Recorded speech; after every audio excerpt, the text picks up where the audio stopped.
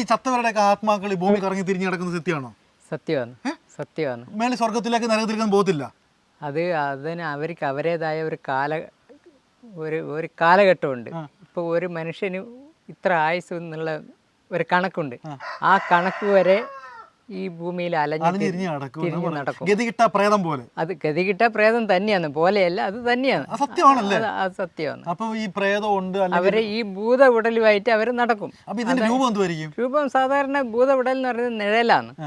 ആ നിഴല് അവർ ജീവിച്ചിരിക്കുമ്പോൾ എങ്ങനെയിരുന്നോ അതേ ഇതിൽ അവരെ ആ നിഴൽ രൂപം അങ്ങനെ നടക്കും. അപ്പൊ ഈ പറഞ്ഞ നമ്മുടെ ബന്ധുക്കളൊക്കെ മരിച്ചു കഴിഞ്ഞാൽ ഇങ്ങനെ ഭൂമിയിൽ തന്നെ കാണും അല്ലേ?